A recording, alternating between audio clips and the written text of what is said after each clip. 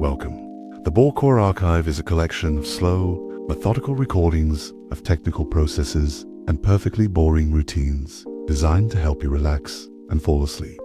New procedures are added regularly, so don't forget to like and subscribe. Time to relax, close your eyes, and take it on down to Sleepy Town.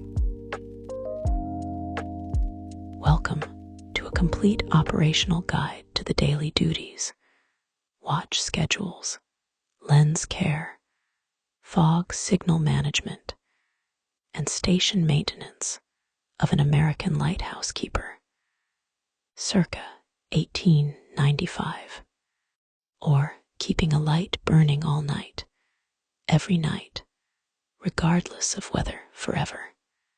You are a lighthouse keeper. The year is 1895.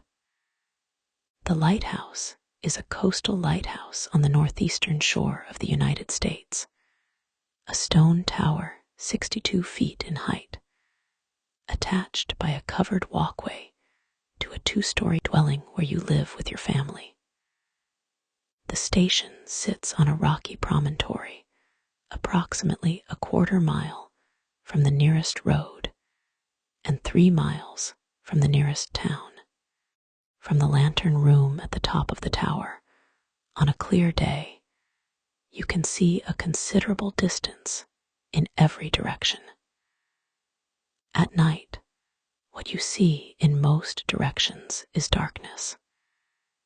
In the direction of the sea, you see the darkness more carefully than the other directions. You are appointed to this station by the United States Lighthouse Board, which is the federal agency responsible for the construction, maintenance, and staffing of the nation's lighthouses.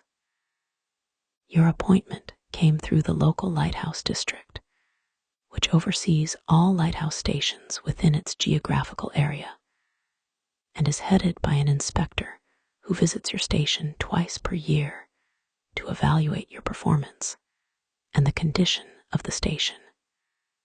The inspector's visits are thorough. You keep the station accordingly. Your salary is approximately $560 per year, paid quarterly by the federal government.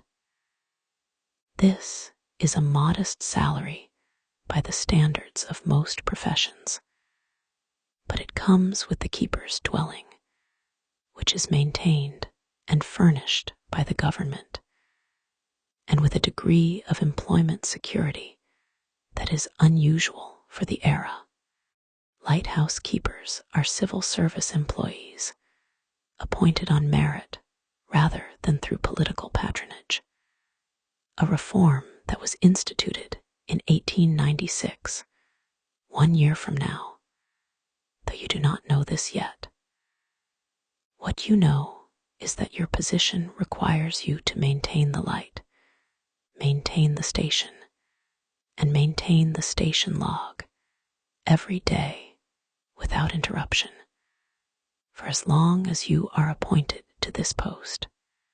The instructions to light keepers and masters of lighthouse vessels, published by the Lighthouse Board and provided to every keeper, specifies your duties in considerable detail.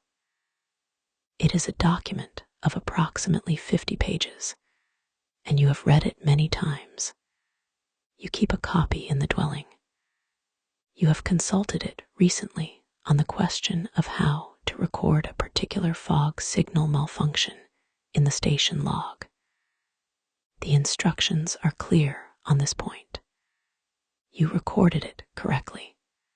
Your assistant keeper lives in the second dwelling on the station grounds, a smaller structure to the south of the main house. The assistant keeper handles the watch when you are resting, when you are occupied with station maintenance, or when you are incapacitated, which you have not been since a bout of influenza in the winter of 1892 that is recorded in the station log. The assistant keeper is a reliable person. The light has not gone out in your tenure at this station. You intend to maintain this record. Today is a Tuesday in October. The weather this morning is clear, with a northwest wind of approximately 15 knots and a sea state that you would describe in the log as moderate. There is no fog. This is a favorable morning. You have learned not to read too much into favorable mornings. The afternoon may bring something different, and the night will bring whatever it brings. Let us begin. You rise at 4:30 in the morning. This is not because 4:30 is a natural or comfortable hour to rise. It is because the light must be extinguished at sunrise, and sunrise requires preparation, and preparation takes time, and the time must begin at 4:30 to ensure everything is complete before the moment of extinguishing. You have been doing this for 11 years. 4:30 has become a natural hour.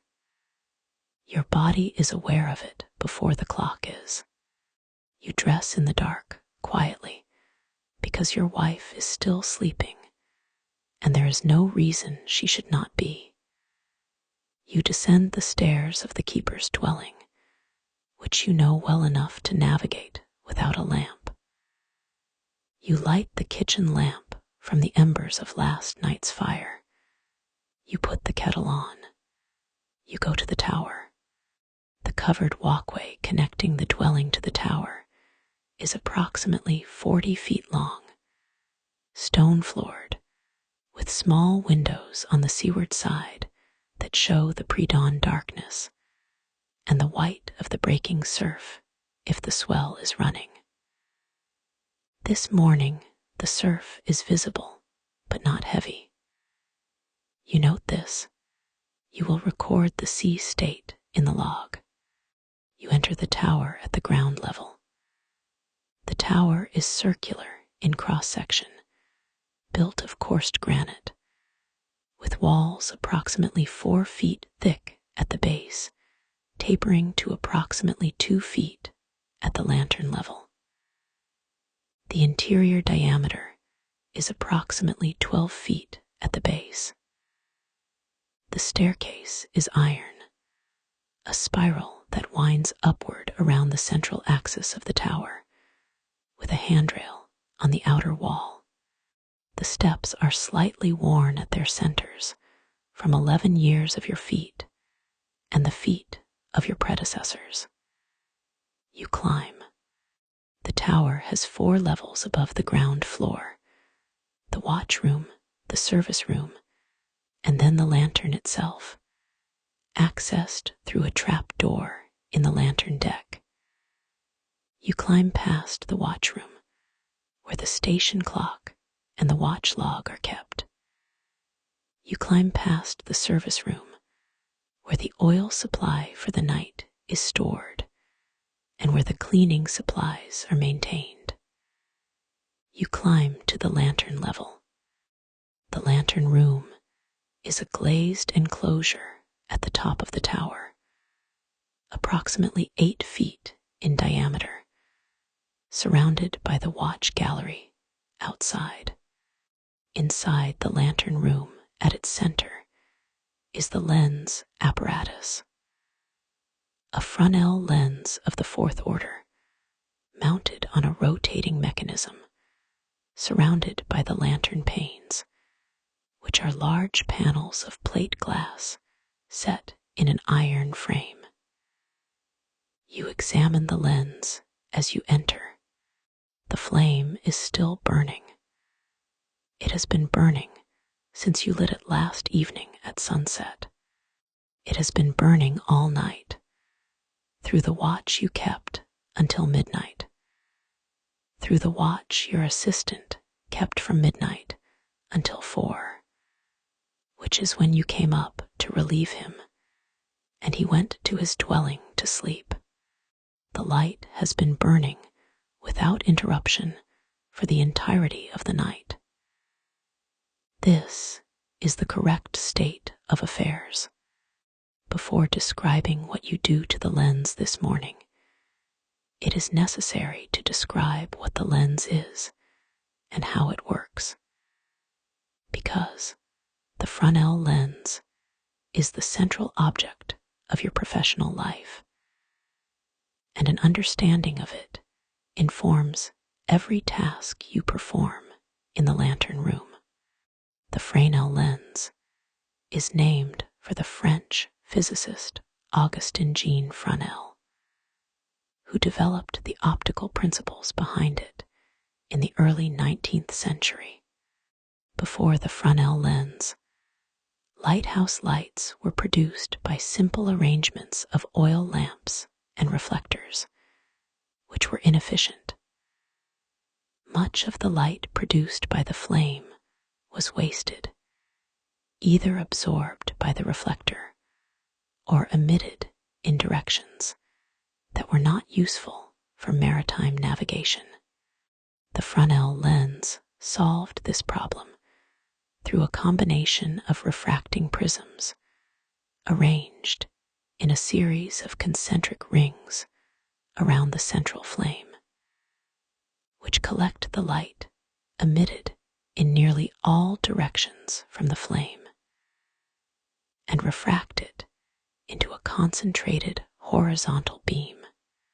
A Fresnel lens can capture and direct approximately 80% of the light produced by the flame, compared to perhaps 20% for the best reflector arrangements it replaced. The improvement in visible range was dramatic. Fresnel lenses are classified by order, from first order, the largest, to sixth order, the smallest. The order refers to the focal length of the lens. A first-order lens has a focal length of approximately 920 millimeters, meaning the flame must be positioned 920 millimeters from the center of the lens for the refracted light to emerge as a parallel beam. Your lens is fourth order, with a focal length of approximately 250 millimeters. First-order lenses are the largest, reserved for major coastal lights that must be visible at the greatest range. Fourth-order lenses are used for stations of moderate importance, producing a light visible at approximately 12 nautical miles in clear conditions from a height of 62 feet. Your station's light is visible at 12 nautical miles. This is its official charted range. The lens rotates on a mechanism driven by a clockwork weight system, similar in principle to a grandfather clock.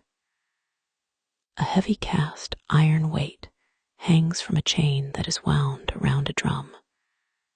As the weight descends under gravity, it drives a series of gears that rotate the lens at a precise, controlled speed. The speed of rotation determines the characteristic of the light, the interval between flashes, as seen by a mariner. Your station's characteristic is a flash every 5 seconds, which is the pattern listed for this station in the light list, the official publication that mariners use to identify lighthouses. A ship's officer who observes a flashing light from the sea consults the light list to determine which station it is. One flash every 5 seconds, at this approximate bearing and range, can only be your station. The characteristic is the lighthouse's identity. Your job is to maintain it with precision. The clockwork weight descends approximately 15 feet during the course of a night's operation. It takes approximately 3 to 4 minutes to wind the weight from the bottom of its travel to the top. The winding must be done every 4 hours during the night watch, timed to occur before the weight reaches its lowest point and the rotation of the lens slows and stops. An unattended lens that stops rotating produces a fixed light rather than a flashing one, which would render the station's characteristic wrong and potentially confuse mariners. You have never let the weight run down during your watch. You note this internally as you look at the weight this morning.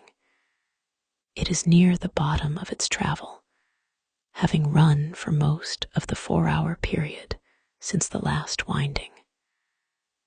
Your assistant wound it at midnight when he came on watch. It ran until now. You wind the weight. 4 minutes of steady cranking, the gears clicking, the weight rising smoothly in the weight shaft that runs down the center of the tower.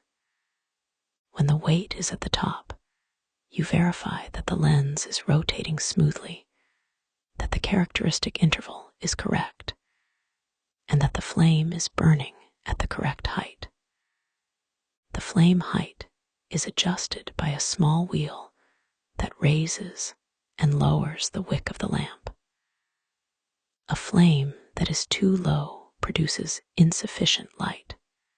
A flame that is too high produces smoke that deposits soot on the lens prisms, reducing the light output. The correct flame height for your 4th order lens burns the oil at approximately 3/4 of an inch of wick exposed, producing a flame of approximately 2 inches in height. You adjust the wick. The flame is correct. You watch the eastern horizon from the watch gallery.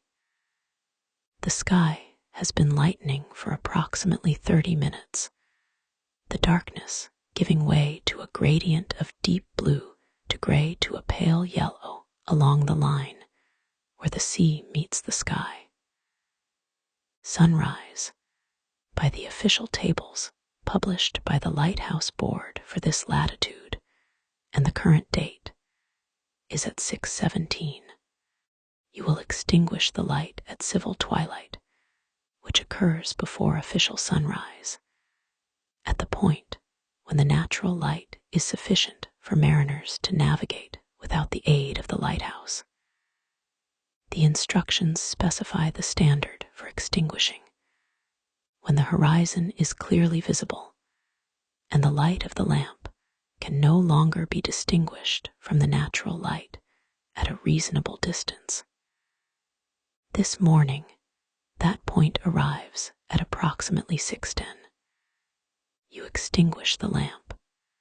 The extinguishing is done by lowering the flame progressively, not by snuffing it abruptly, because an abrupt extinction produces a puff of oily smoke that deposits on the lens.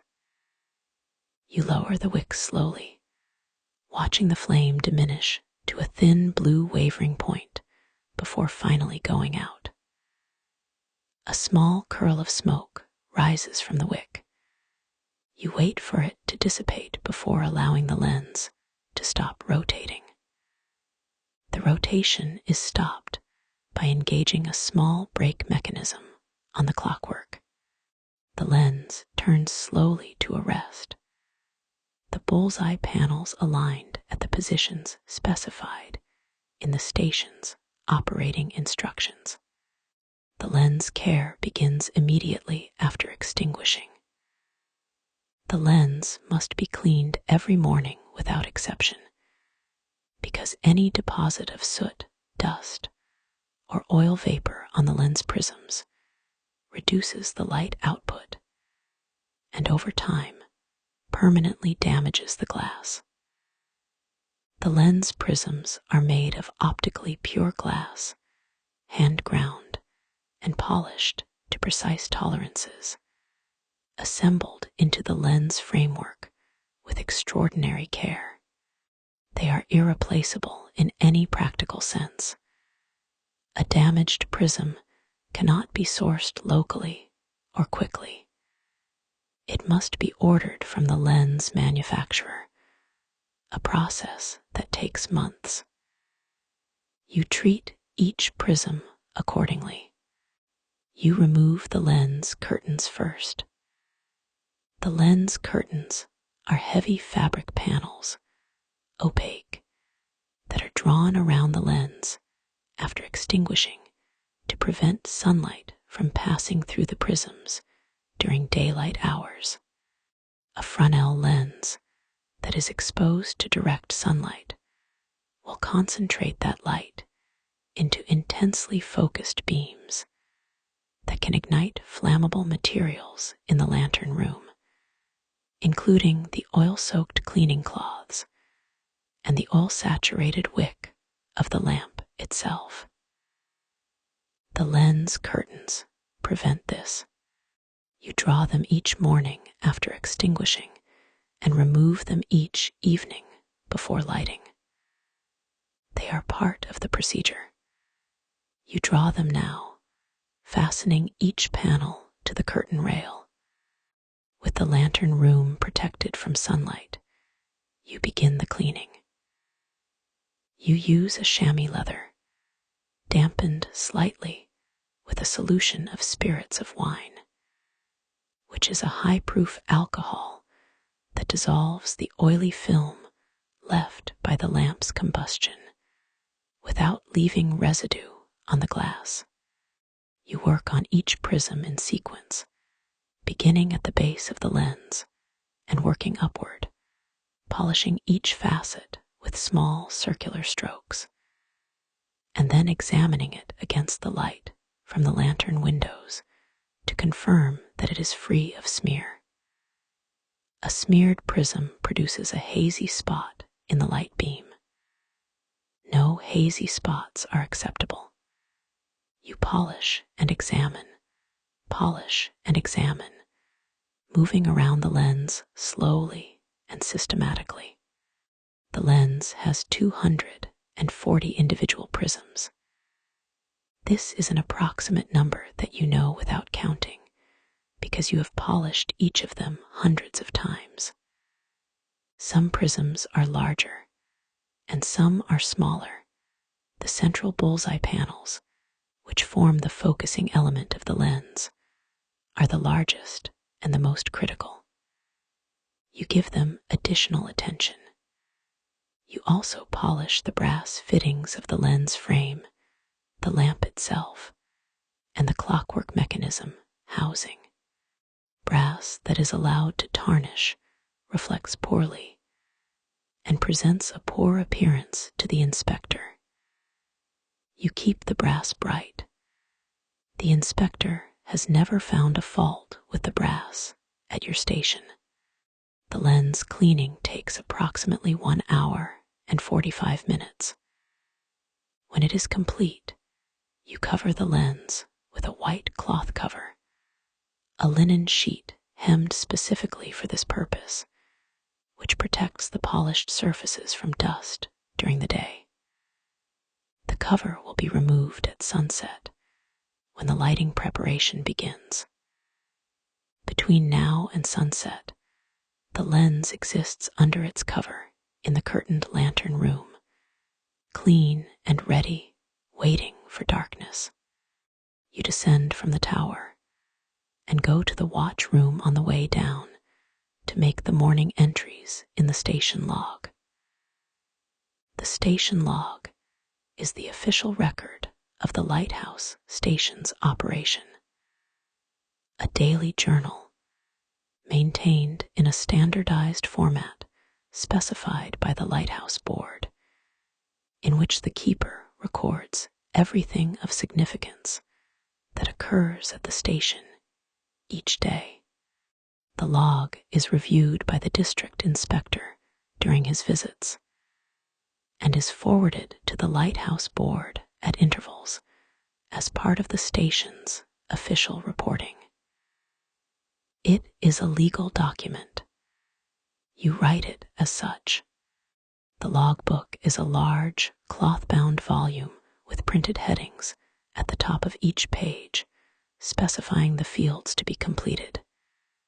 Date, wind direction and force, sea state, time of lighting, time of extinguishing, condition of the light apparatus, condition of the fog signal apparatus, any incidents or unusual events, and the keeper's signature. You complete each field in a clear, legible hand. The instructions specify that the log must be kept in ink, not pencil, and that errors must be struck through with a single line rather than obliterated, so that the original entry remains legible. You have never had occasion to obliterate an entry, but you have struck through several. They are still legible. This morning's entry, Tuesday, October the 15th, 1895. Weather clear, wind northwest, force 3 on the Beaufort scale. Sea moderate. Light exhibited at 1817 yesterday evening. Light extinguished at 6:10 this morning. Lens rotation smooth throughout. No fog signal required. Oil consumed, 1 gallon, 3 gills. Wick trimmed. Lens cleaned and covered. No vessels in distress. No unusual occurrences. Your signature. The entry for oil consumed is precise because the oil supply is precise. Each day's oil consumption is recorded, and the running total is compared against the quarterly oil allotment received from the supply tender. The tender, a small government vessel that services the lighthouses in the district, calls at this station approximately every 3 months with supplies, oil, wicks, cleaning materials, paint, and any equipment requested by the keeper in the previous quarter's supply requisition. If your oil consumption exceeds the allotment, you must requisition additional supply in the next quarter's order. If your consumption is consistently below the allotment, the district may reduce your allotment, which would leave you without buffer for nights of heavy use. You manage the oil supply carefully. You have never run short. The oil used in your lamp is mineral oil, specifically a grade called lard oil substitute or mineral sperm, which replaced whale oil, and then lard oil over the course of the mid-19th century as mineral oils became available and proved to be cleaner, more consistent, and less prone to congealing in cold weather. Lard oil, which was used extensively in the earlier decades of American Lighthouse operation, congeals at temperatures below approximately 40 degrees Fahrenheit, which required keepers in cold weather stations to keep the oil warmed to prevent it from solidifying in the lamp. Mineral oil does not congeal. This is one of the practical improvements of your era that you appreciate without dwelling on, in the way that one appreciates the absence of a specific inconvenience. After completing the station log entry, you eat breakfast. Your wife has made porridge, and there is bread from yesterday's baking. You eat at the kitchen table with the door to the covered walkway open, watching the light on the water through the walkway windows. The light this morning is the low, raking autumn light that comes across the water from the east and illuminates the wave faces and the spray. It is a particular quality of light that is only available at this hour, at this season, at this latitude. You notice it. You do not record it in the station log because it is not relevant to the station's operation. You notice it anyway. After breakfast, you begin the morning's maintenance work. The station consists of the tower, the keeper's dwelling, the assistant keeper's dwelling, the oil house, the fog signal building, the boathouse, the boat landing, the privies, and the fence that encloses the station grounds. All of these structures and features are your responsibility. The lighthouse board owns them. You maintain them. The instructions are specific about maintenance expectations. All buildings are to be kept in a neat and clean condition, inside and out. Painting is to be done as often as necessary to preserve the wood and iron surfaces. Grounds are to be kept free of weeds and debris. The station boat is to be kept in good repair and ready for launching. The fog signal equipment is to be tested and maintained at all times. You interpret these instructions as requiring continuous, attentive maintenance rather than periodic remediation of accumulated neglect, which is the interpretation that the inspector's twice yearly visits reinforce. Because an inspector who finds a station in poor condition does not consider it a satisfactory explanation that the condition developed gradually. This morning's maintenance priority is the boathouse, which requires repainting on its seaward side. The paint on this wall deteriorates faster than the other sides because it receives the most direct exposure to salt spray. You noted at the beginning of the season that the paint was beginning to chalk and peel at the lower boards, and you requisitioned the paint on the last supply order. The paint arrived 6 weeks ago. You have been working on the boathouse painting in sections, completing 1 or 2 boards per day in the time available between the watchkeeping duties, the lens care, and the other daily maintenance. The seaward wall is approximately 2/3 complete. You mix the paint. The paint supplied by the lighthouse board for exterior woodwork is an oil-based paint in the standard white specified for lighthouse station buildings. The color is not a preference. The lighthouse board specifies the colors for every painted surface at every station. White for the dwelling exteriors, red for the tower lantern, the particular shade of the tower itself, depending on whether the station uses a daymark pattern. Your tower is white, which is the standard for towers in this section of coast, differentiated from neighboring stations by its height and its light characteristic.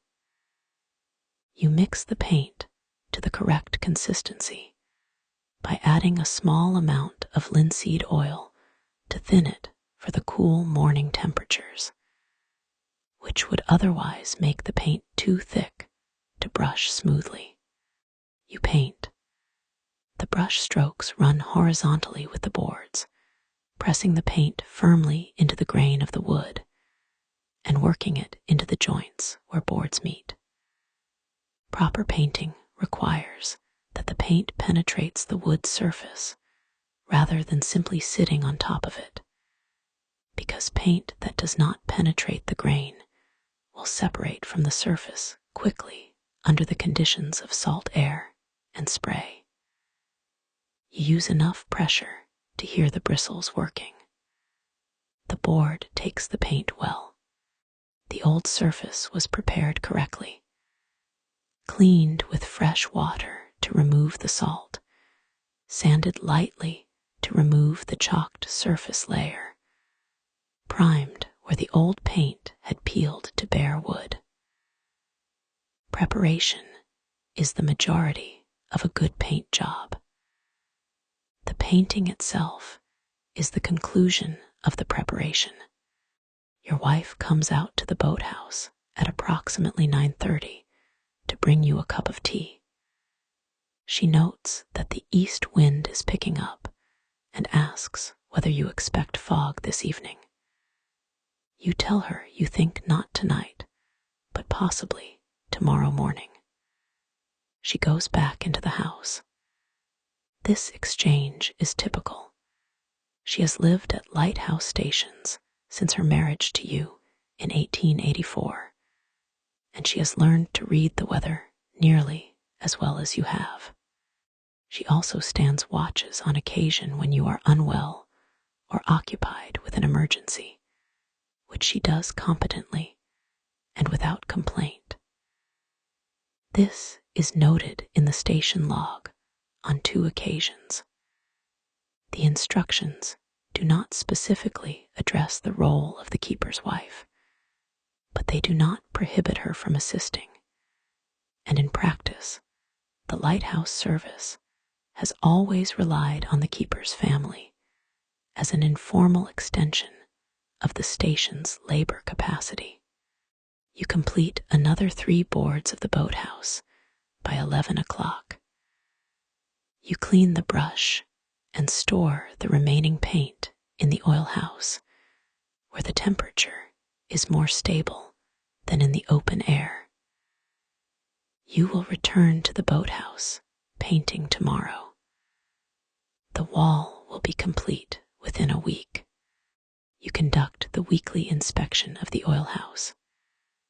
The oil house is a small stone outbuilding, separate from all other structures, in which the lamp oil supply is stored. The separation from other buildings is required by the lighthouse board because lamp oil is flammable, and a fire in the oil house must not be able to spread to the tower or the dwellings. The oil house walls are stone, the door is iron, and there are no windows that could admit a spark. The structure is as fire-resistant as the materials of the era allow. You open the iron door and step inside. The interior smells of mineral oil, a clean petroleum smell that you associate so completely with this space that you have stopped noticing it, except when you have been away from the station for some time and return to find it suddenly present again. Inside are 12 5-gallon cans of mineral oil, arranged on shelves, each can labeled with the date it was received and the quantity it contains. Your current oil supply is 60 gallons, at a consumption rate of approximately 1 1/3 gallons per night. 60 gallons represents approximately 45 nights of supply. The next supply tender is due in approximately 6 weeks. 6 weeks at 1 1/3 gallons per night is approximately 56 gallons. You have 60. You have a buffer of approximately 4 gallons, which is about 3 nights. A buffer of 3 nights is adequate in normal conditions, but represents a small margin if consumption increases during a period of extended fog, which requires operating the lamp during the day as well as at night, or during a period when the weather prevents the supply tender from making its scheduled call.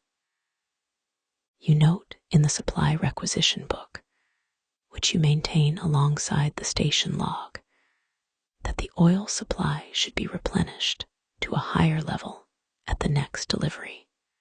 You request 80 gallons for the next quarter's allotment, rather than the standard 60. citing the approach of winter and the likelihood of extended fog periods. You also inspect the wick supply. Wicks are made of braided cotton and are consumed by the lamp at a rate that varies with the duration of burning and the condition of the wick. A wick that is not properly trimmed produces a ragged, smoking flame that deposits soot on the lens. A wick that is too short does not draw enough oil to sustain the correct flame height. Wicks are replaced when they become too short to be trimmed further, typically every 2 to 4 weeks depending on use. You have 8 spare wicks in supply. This is sufficient for approximately 3 months. You do not note this in the requisition book.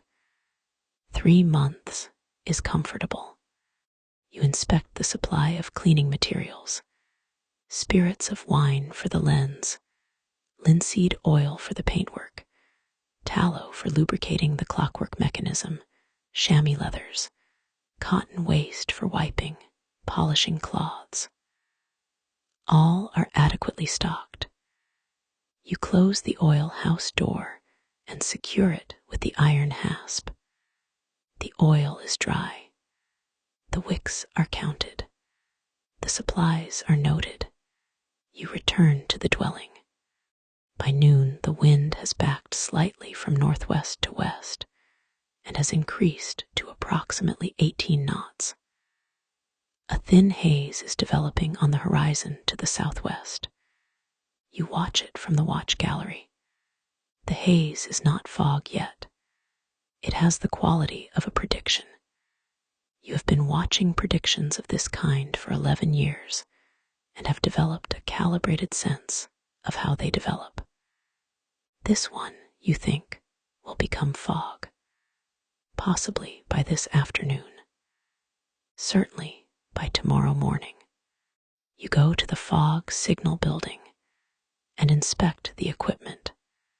The fog signal at your station is a steam-powered fog trumpet, a device that produces a loud, low tone by forcing steam through a trumpet-shaped horn.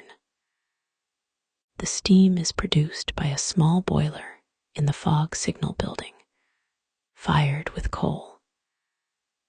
The boiler must be brought to operating pressure before the fog signal can be sounded, which takes approximately 30 to 45 minutes from a cold start. This lead time is significant because it means you must begin starting the boiler before the fog arrives, not after, in order to have the signal ready at the moment it is needed. The fog signal operates on a timed pattern, like the light. A specific interval of sound followed by a specific interval of silence, which constitutes the station's fog signal characteristic. Your station's fog signal sounds a 2-second blast every 20 seconds. This characteristic is listed in the light list alongside the visual characteristic of the light, so mariners who cannot see the light can identify the station by the sound of the fog signal.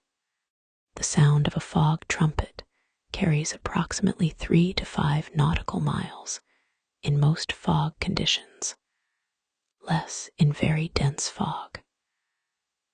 A mariner who hears your signal knows, within the limits of sound propagation in fog, that they are within a few miles of this station. This information is sufficient to prevent them from running aground on the promontory on which the station sits, which is the purpose of the fog signal. You inspect the boiler. The boiler has been cold since the last time the fog signal was operated, which was 4 days ago during a morning fog that persisted until mid-afternoon. The boiler surfaces are clean. The water level in the sight glass is correct. The steam lines and fittings appear sound. You check the pressure relief valve, which is the safety valve that prevents the boiler from overpressurizing. You lift the valve lever gently to confirm it moves freely and is not stuck. It moves freely. A stuck pressure relief valve is a boiler explosion hazard.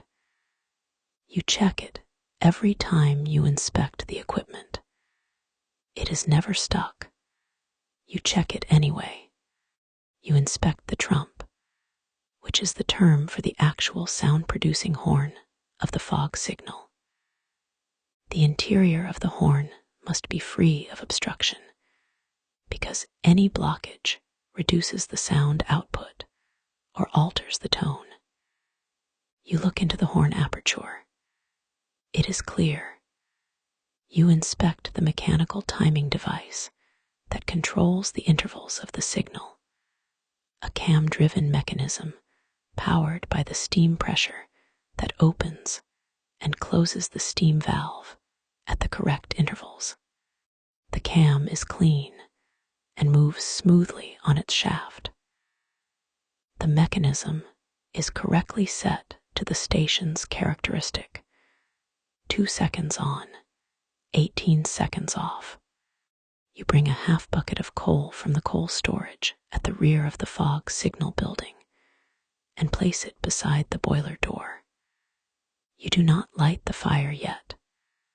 The haze on the horizon is still haze, not fog, but the coal is ready. If the haze develops into fog before the end of the afternoon, you will light the fire. You are ready to do so in approximately 60 seconds.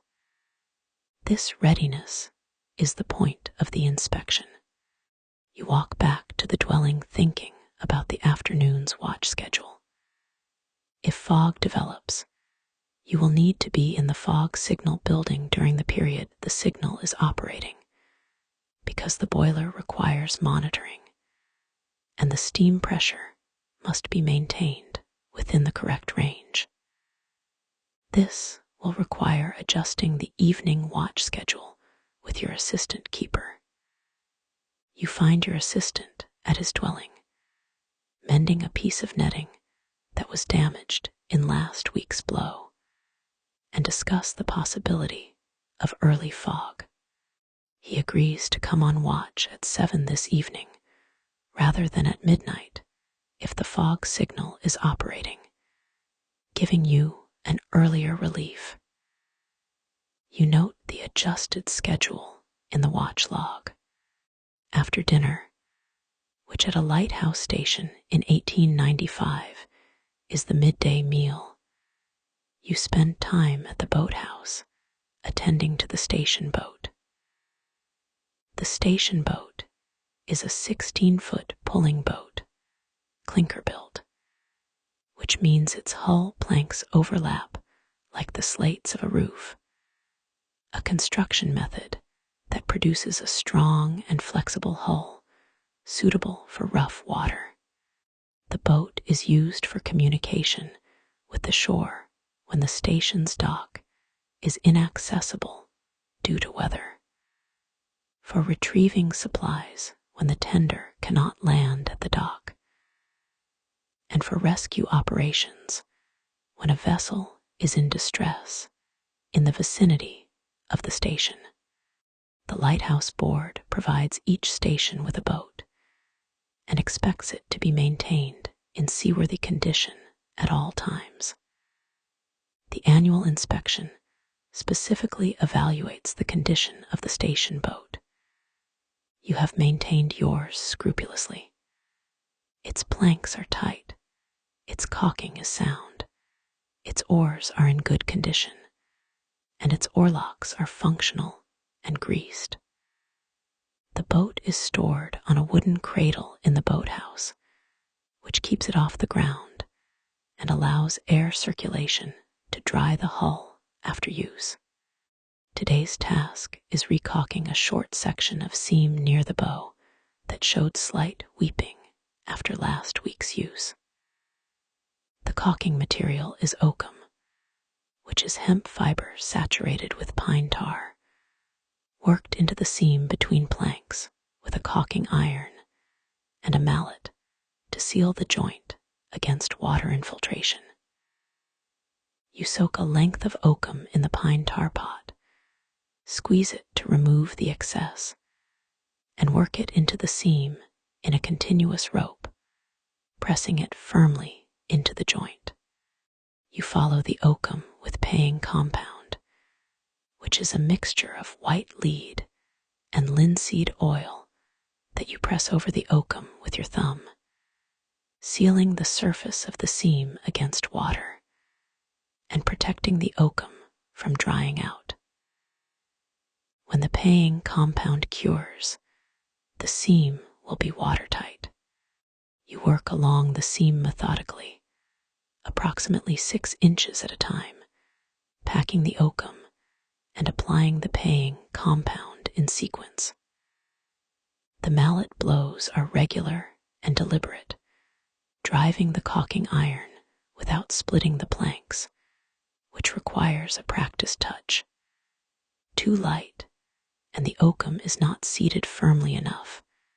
Too heavy, and you risk cracking the plank. You have done this enough times to find the correct force automatically.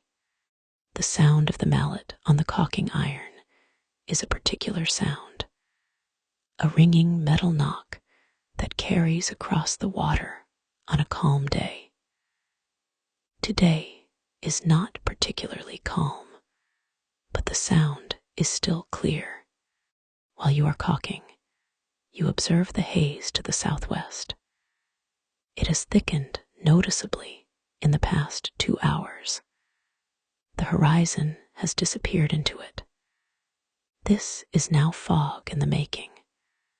You estimate that you have 2 to 3 hours before the fog reaches the station. You finish the caulking section you are working on, clean the caulking iron, and close the pine tar pot. You walk to the fog signal building. You light the fire in the fog signal boiler at 3:30 in the afternoon. The fog is still perhaps a mile off the station, but is clearly approaching. The water between the station and the advancing fog wall has taken on the flat, gray appearance that precedes fog, and the sound of the surf has changed, becoming more muffled and directional as the fog absorbs the ambient noise of the open sea. You know these signs. You light the fire. The fire is laid in the firebox of the boiler using wood kindling and coal. You use the kindling to establish the fire, then add coal progressively as the fire builds. The boiler begins to heat. The sight glass shows the water level, and you maintain it in the correct range, adding water from the feed pump as needed. The pressure gauge, a round dial mounted on the boiler front, begins to rise slowly from 0. At approximately 12 pounds per square inch, the boiler is producing steam. At 20 pounds, you can open the steam line to the trump. The full operating pressure is 40 pounds, at which the trumpet produces its full volume and tone. By 4:15, the pressure has reached 22 pounds. The fog has arrived at the station. Visibility has dropped to approximately 1/4 mile, and the tower is invisible from the fog signal building, which is 60 feet away. You open the steam valve to the fog trumpet and engage the timing mechanism. The trumpet begins its characteristic, a 2-second blast, an 18-second silence, a 2-second blast. The sound is substantial. At close range, a fog trumpet of this type produces a sound that is felt in the chest as much as heard by the ears. You work beside it daily in fog periods. You have adapted to this. Your assistant keeper, when he first arrived at this station, found the sound of the fog signal startling for the first several weeks. He has also adapted. The fog signal operates continuously once started until the fog has cleared. During its operation, you monitor the boiler. The pressure must be maintained between 35 and 45 pounds. Below 35, the trumpet's tone drops and its volume decreases. Above 45, the relief valve begins to lift, wasting steam and coal. You manage the fire to maintain the pressure in the correct range, adding coal when the pressure drops, and reducing the draft by closing the damper slightly when it rises. The boiler management requires attention, but not constant physical effort. You check the pressure gauge every 5 to 10 minutes and take corrective action as needed. Between checks, you can attend to other tasks in the fog signal building, including the station log for this period of operation and the entry in the fog signal log, which is a separate record specifically for fog signal operations. The fog signal log records: time the fog signal was started, condition of the weather at the start, pressure at the time of starting, any problems with the equipment during operation, time the signal was stopped, coal consumed. This log is also reviewed by the inspector. The fog signal is one of the most critical pieces of equipment at the station. The inspector devotes particular attention to its condition and to the log of its operation. A station that cannot produce its fog signal when needed is a station that is not fulfilling its function. And a keeper whose fog signal is found to have been inoperable due to inadequate maintenance is a keeper whose position is at risk. The fog continues through the evening. At 5:30, with the light period approaching, you climb to the lantern room and begin the evening preparation, while your assistant monitors the fog signal boiler. The lighting of the lamp each evening is the most significant act of the keeper's day, in the same way that turning a key in a lock is the most significant act of a locksmith's day. It is the direct fulfillment of the function for which everything else is preparation. The preparation consumes most of the day. The lighting itself takes approximately 15 minutes. The 15 minutes are the point. You remove the white cloth cover from the lens. You draw back the lens curtains from around the lantern room. The gray fog outside the lantern panes gives the curtains an evening quality already, though the sun has not yet set. In fog, the transition to the night watch begins earlier because the light is needed before dark when visibility is this poor. You trim the wick. The trimming of the wick is one of the most frequently repeated and most consequential tasks in lighthouse keeping. So consequential that lighthouse keepers were historically called wickies in the informal language of the maritime world. A trimmed wick burns cleanly. An untrimmed wick burns raggedly, producing a smoking, uneven flame that is both less bright and more damaging to the lens. You use a small wick trimming scissors, a dedicated tool kept for this purpose, to trim the top of the wick to a flat, even surface across its full width. The trimming removes the charred carbon that accumulated during the previous night's burning, exposing fresh, clean cotton fiber. You draw the trimmed wick up to the correct height above the burner gallery. You fill the lamp reservoir from the oil you carried up from the service room.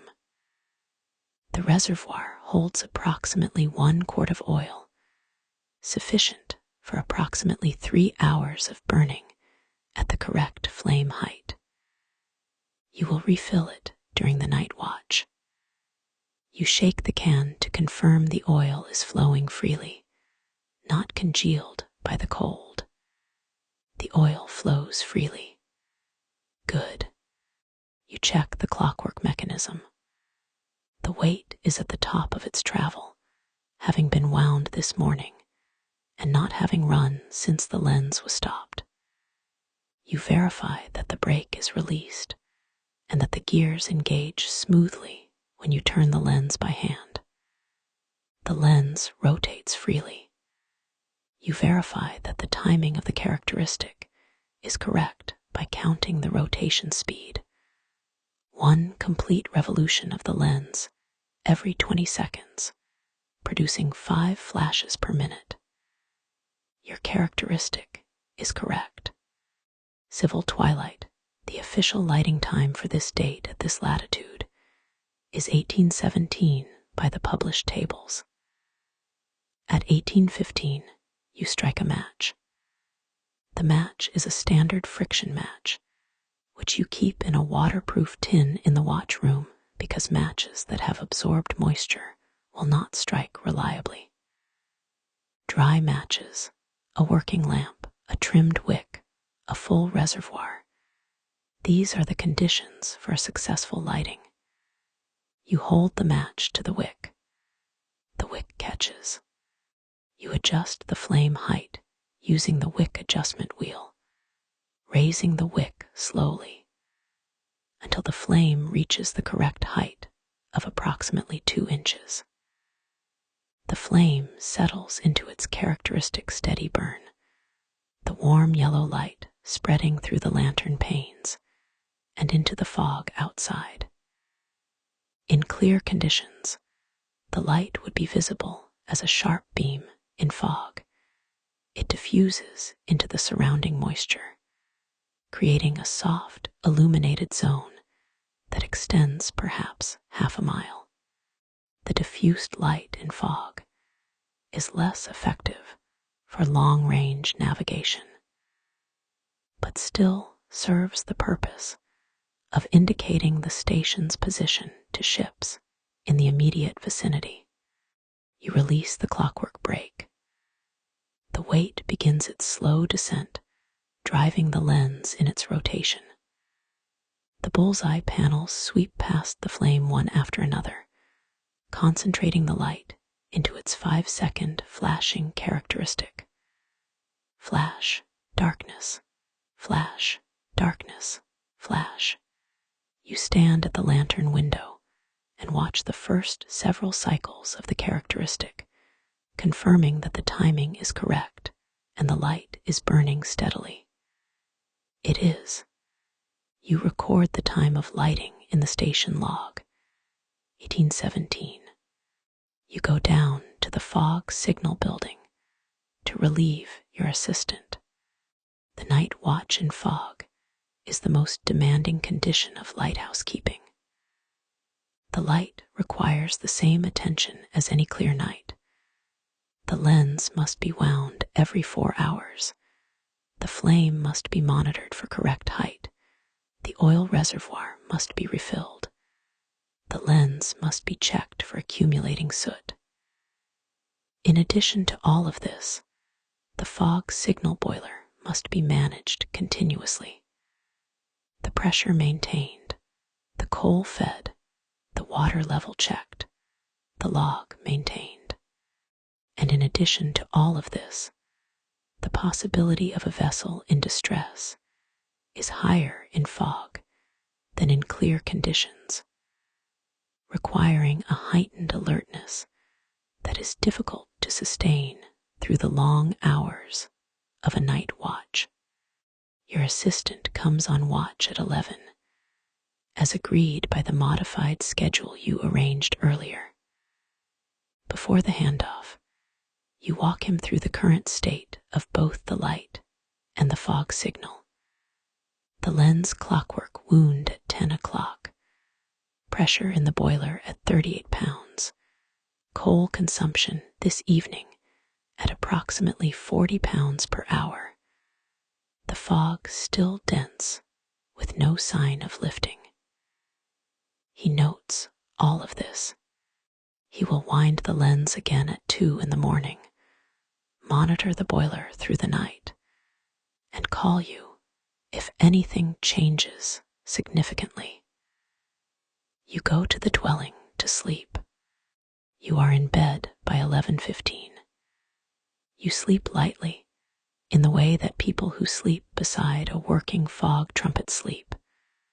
The sound is present throughout, a rhythmic 2-second blast every 20 seconds, the cycles so regular that your sleeping mind counts them and would notice if one were missing. You have slept through hundreds of fog signal nights. You sleep now. At 3:30, the fog trumpet stops. The silence wakes you. You lie in bed for a moment, confirming what the silence means. The fog signal stops when the fog clears or when the boiler runs low on steam. You dressed last night with the possibility of an early call in mind, so dressing takes only a moment. You go to the tower first. From the watch gallery, you look out. The fog has cleared. The stars are visible. The horizon is distinct. The light is flashing normally.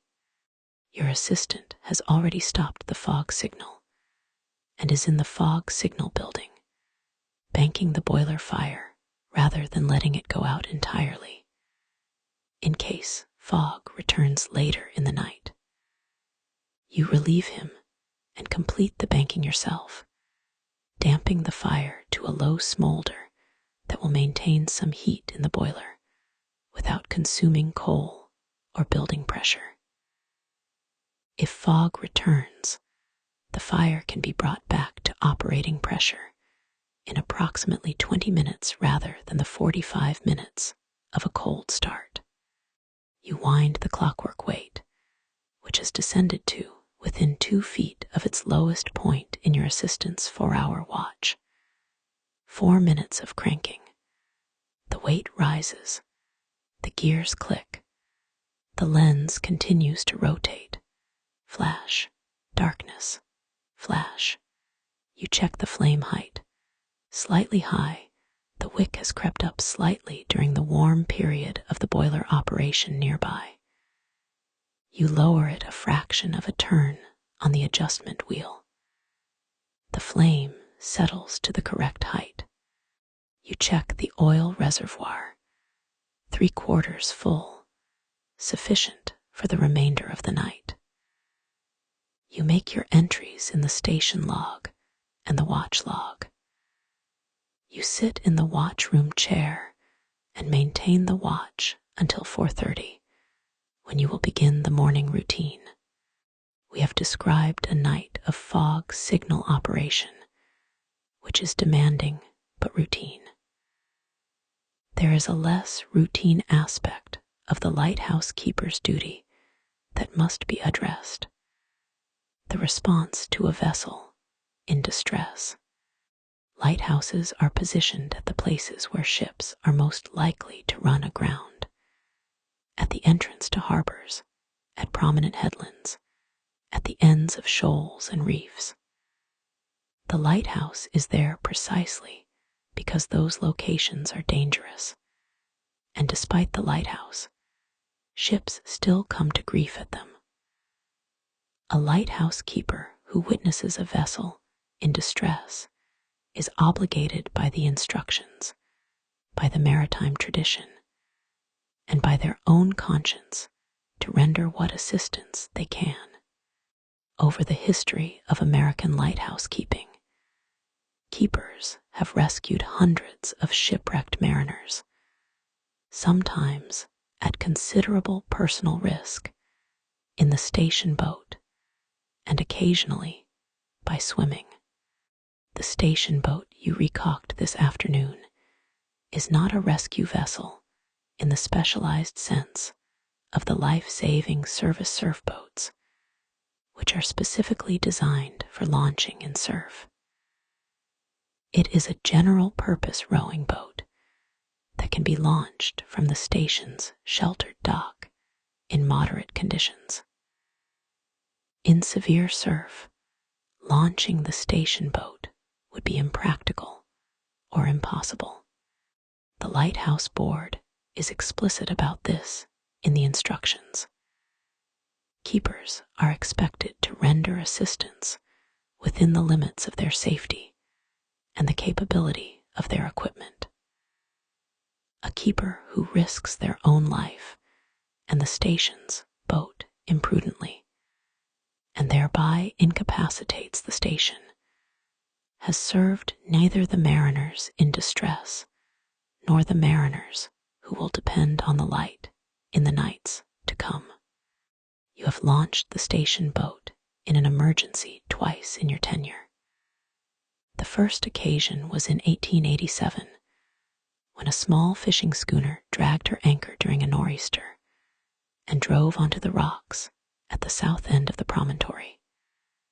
You launched with your assistant keeper in seas that were, in retrospect, at the limit of what was safe for the boat.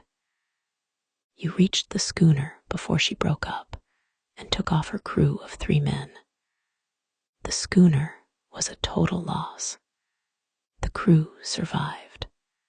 This incident is recorded in the station log and was noted in a commendation from the Lighthouse Board the following spring. The second occasion was in 1891, when a small steamer ran aground on the outer bar in fog. The steamer was not in immediate danger of breaking up, and her crew was in no immediate peril. But the vessel was stuck, and her captain requested assistance, communicating with the shore. You launched in moderate seas and carried a line from the steamer to the station dock, allowing the steamer's company to communicate with the mainland via the station's telegraph. The steamer was refloated by a salvage tug the following morning. This incident is also in the station log. It was not accompanied by a commendation because the outcome was routine and the risk was modest. You do not note this distinction. You are not doing the work for the commendation. The relationship between the lighthouse keeper and the life-saving service, which maintains rescue stations at intervals along the coast, is collaborative. The life-saving service stations are staffed by surfmen trained specifically in rescue operations and equipped with specialized rescue boats. When a vessel is in distress near a lighthouse, the keeper's first obligation, after rendering whatever immediate assistance is possible, is to alert the nearest life-saving service station. Your station has a signal arrangement with the life-saving service station 3 miles up the coast. A series of signal lantern flashes from the lantern gallery of the tower communicates the nature and location of a distress. The life-saving service surfmen know the signal code. You have used it once, in addition to the 2 occasions when you launched the boat. The district inspector visits your station twice per year, once in the spring and once in the fall. The fall inspection is due within the next few weeks. You have been preparing for it throughout the season, in the sense that your preparation for the inspector's visit is indistinguishable from your regular maintenance of the station. You keep the station as you keep it. The inspector arrives and finds it in that condition. The inspection covers every aspect of the station's operation and physical condition. The inspector examines the lens and lens room, looking for any accumulation of soot, dust, or oil film on the prisms, any damage to the prism glass or the brass lens frame, any problem with the rotating mechanism or the clockwork weight system, and any discrepancy between the light's published characteristic and the rotation speed of the lens. He examines the lamp, the oil supply, the wicks, and the cleaning materials. He checks the station log for completeness and accuracy. He reads the entries from the previous inspection period, noting any unusual events and the keeper's response to them. The inspector examines the fog signal equipment in detail, testing the boiler, the trumpet mechanism, and the timing device. He reads the fog signal log, comparing the frequency and duration of fog signal operations with the general weather records for the district to confirm the signal is being operated as required. A station that logs significantly fewer fog signal hours than neighboring stations in a period when the district records show frequent fog is a station whose keeper may be failing to sound the signal when it is required. The comparison is not punitive in intent. It is diagnostic. The inspector is looking for problems to address, not failures to punish. In practice, the distinction is meaningful, and the keeper is aware of it. The inspector measures the consumption of oil, wicks, and other supplies against the station's allotment and the keeper's log records. Excess consumption may indicate an inefficiency in the lamp management. Unusually low consumption may indicate that the lamp is being operated at a lower intensity than required. Both are noted and discussed. The inspector examines the physical condition of all station buildings, the grounds, the boat, the dock, and the fencing. He notes any deficiencies in a report that is forwarded to the district superintendent and ultimately to the lighthouse board. Significant deficiencies may result in a formal letter of instruction to the keeper. Serious deficiencies may result in a reduction in rating or removal. Your station has never received a letter of instruction in your tenure. The most critical comment in your inspection reports has been, in 1891, a note that the boathouse roof showed early signs of weather damage and should be examined in the spring. You examined it in the spring and requisitioned repair materials. The repair was completed before the fall inspection of that year. The 1891 fall inspection report noted that the boathouse roof had been repaired satisfactorily. This is the level of issue that has arisen at your station. You intend to maintain this record, which means completing the boathouse painting before the inspector arrives and addressing the small section of foundation mortar at the northeast corner of the tower base that has begun to show a fine crack. You noted the crack last week. You will repoint it this weekend, weather permitting. Lighthouse keeping in 1895 is a life defined by the rhythms of light and dark, weather and calm, and a degree of isolation from the general flow of society that must be addressed practically and psychologically. The practical address is straightforward. You go to town as often as the watch schedule and the weather permit, typically once per week for provisions and correspondence, sometimes more often in good weather, sometimes less often in winter. The psychological address is a more individual matter, and the solutions vary by keeper. You have found your equilibrium in the work itself. The tasks of the station are numerous enough and varied enough to occupy the mind without overwhelming it. The lens care in the morning, the maintenance work through the day, the watch through the night. There is always something to do, and the doing of it is not merely a way of passing time, but a direct expression of the station's function. The light works because you work. This relationship is legible in a way that many kinds of work are not, and you find the legibility satisfying. You have not always been able to articulate this.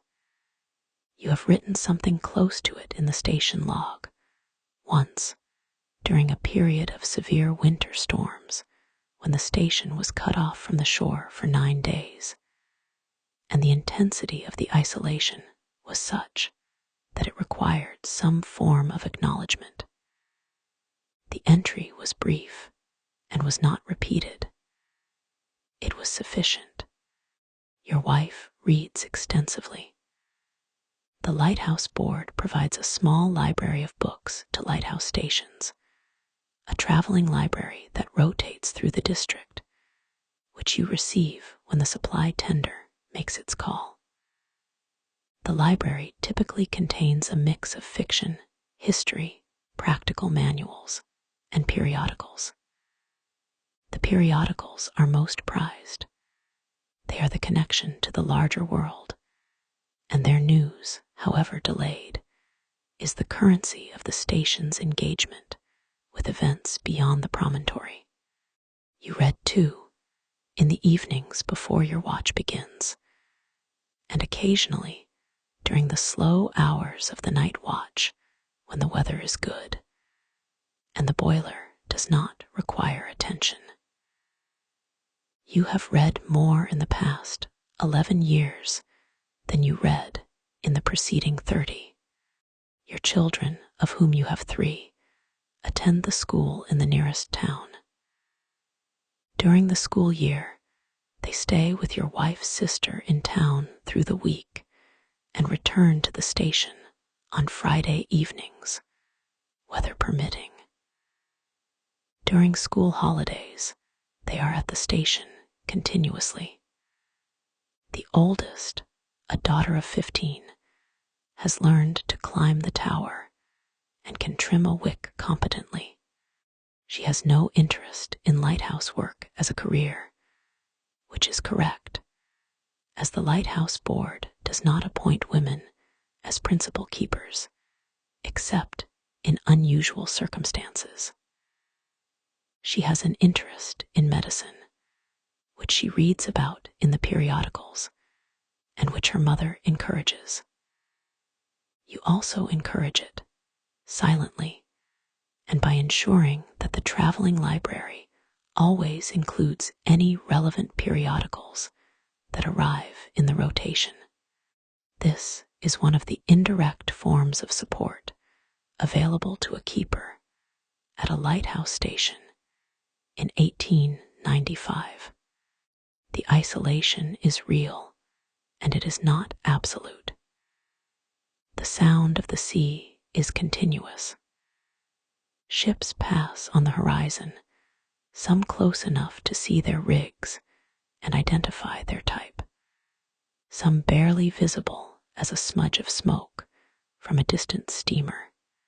The fishermen from the town sometimes anchor in the lee of the promontory in rough weather, and on those occasions there is conversation shouted across the water, news from town, the ordinary commerce of coastal people who know each other by proximity and shared exposure to the same weather. The lighthouse is at the edge of things, but the edge of things in 1895 is not empty. The following day is clear. The fog that came in Tuesday afternoon lifted before dawn, as you anticipated, and Wednesday has opened bright and cold. The northwest wind returned, the sea a deep blue-green with white caps on the wave tops. You can see 14 miles from the watch gallery in conditions like this. The horizon is sharp, and you can make out the distinctive profile of a steam vessel approximately 10 miles to the southeast, bound up the coast for Boston, probably, or Portland. Wednesday's maintenance work includes the repointing of the tower foundation mortar, which you begin after the lens cleaning and the morning's log entries. Repointing is the process of removing damaged or eroded mortar from the joints between stones and replacing it with fresh mortar. The mortar in a lighthouse tower foundation is critical because water infiltration through damaged joints can freeze in winter and expand, widening the crack and eventually damaging the stonework. The crack you noted last week is small, approximately 4 inches long and 2 millimeters wide at its widest. It is not structural. It is cosmetic and preliminary. You address it now when it is small, rather than later when it will be larger. You mix a small batch of mortar using hydraulic lime and sand in a ratio of 1 part lime to 2.5 parts clean, sharp sand. Hydraulic lime mortar was the standard for lighthouse construction throughout the 19th century because it sets by a chemical reaction that can occur in wet conditions. Unlike cement mortars of the era, which required dry conditions to cure, the mortar mix for repointing should be slightly softer than the mortar of the original construction, because a mortar that is harder than the surrounding stonework will resist movement differently and can cause the stones themselves to crack at the joint margins. Softer mortar is the sacrificial element. It weathers and erodes before the stone does and can be replaced without harming the stone. This is the logic of the specification. You rake out the damaged mortar with a pointing iron to a depth of approximately 3/4 of an inch, which is sufficient to give the new mortar a good mechanical key in the joint. You dampen the joint faces with a wet brush before applying the new mortar, which prevents the dry stone from absorbing too much water from the mortar and causing it to crack as it cures. You press the mortar into the joint with the pointing iron, compacting it firmly and working it into the full depth of the joint. You finish the joint surface with a slightly concave profile, pressing the iron along the joint to leave a clean, consistent, tooled finish. The finished joint is barely distinguishable from the surrounding original mortar. You complete the repair, clean the pointing iron, and dispose of the remaining mortar. You brush the loose mortar debris from the tower base and inspect the adjacent joints for any other areas needing attention. 2 Additional small areas show minor erosion, but do not require repointing this season. You note their location in the maintenance log for spring attention. The afternoon is occupied with the weekly inspection of the station perimeter fence, which is a post and rail fence enclosing the station grounds. The fence is inspected weekly for missing or broken rails, and for posts that have shifted in the ground. 2 rails on the east side are loose in their post mortises, which you pack with wedges and reset. 1 post on the north side has worked loose in the ground. You tamp additional soil around its base and brace it temporarily with a stake until the ground firms. The fence is the least critical infrastructure of the station, but it marks the boundary of the federal property, and its condition reflects on the overall standard of the station. You maintain it accordingly. At 4:30, you begin the evening preparation. You climb the tower. You remove the cloth cover from the lens. You draw back the curtains. You examine the lens in the late afternoon light.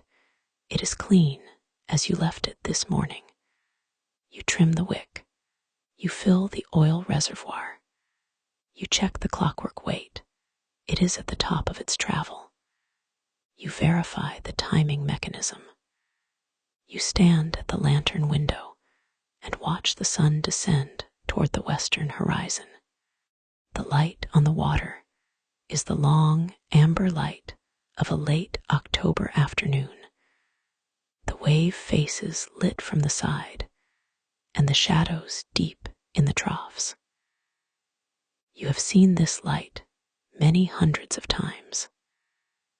You watch it without the quality of someone who is seeing it for the first time, and also without the quality of someone who has stopped seeing it.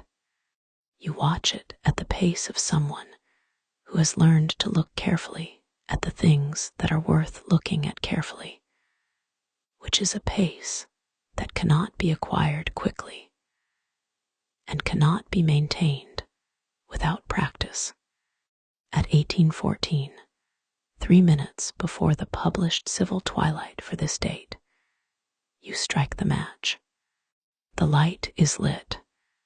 This is the conclusion of a day of lighthouse keeping, and of a second day of lighthouse keeping, and of the 11 years of days that preceded them, and of the days that will follow, for as long as you are keeper of this station.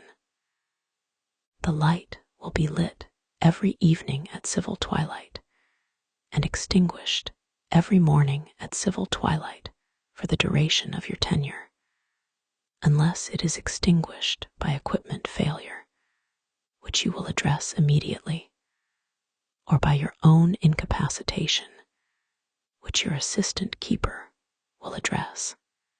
The light has not failed in 11 years. You do not expect it to fail in the year to come. The lighthouse keeper is a profession that no longer exists in the form described here. The last United States Coast Guard lighthouse keeper, Sally Snowman, keeper of Boston Light in Boston Harbor, retired at the end of 2023. All American lighthouses are now automated. The light at Boston Harbor is still flashing. No one winds the clockwork. No one trims the wick. No one polishes the lens in the early morning by lamplight with a chamois leather and spirits of wine. The lens is polished on an inspection schedule by technicians who arrive by boat and depart again. The light flashes because a circuit closes and opens at programmed intervals, controlled by electronics that require no direct human presence to function. This is reliable. It is also different from what is described in this script. The lighthouses themselves remain, several thousand of them along the coastlines of the United States, maintained by the Coast Guard, by historical societies, by preservation organizations, and by individual caretakers who live in the old keepers' dwellings and tend the grounds. The towers are as they were. The stone is the same stone. In some of them, the original Fresnel lens is still in place, still turning, driven now by an electric motor rather than a clockwork weight. In some of them, the lens has been replaced by a modern optic, a sealed acrylic lens with an electric bulb inside that requires less maintenance and produces more consistent light. The original lenses, when removed, go to maritime museums, where they sit in cases under controlled lighting, the prisms still catching the light, the brass still bright if someone has been polishing it. Polishing them is not necessary for any operational reason. People polish them anyway. The station log of your lighthouse, and of every lighthouse in the United States, still exists in the National Archives, where it has been preserved since the records were transferred from the Lighthouse Board and its successor agencies. Your entries are in there. The oil consumed, the winds observed, the fog signal operated, the vessels assisted, the inspectors' visits, the maintenance performed, the light lit and extinguished, the light lit and extinguished, the light lit and extinguished. Thousands of entries in a clear, consistent hand, a record of what happened at one point on the coast on every day of 11 years, maintained in ink as specified. Errors struck through with a single line so that the original entry remains legible. The light is still flashing. The station is still there. The log is preserved. You kept the light. Civil twilight tomorrow morning is 6:14. You will extinguish the light at 6:14. Good night.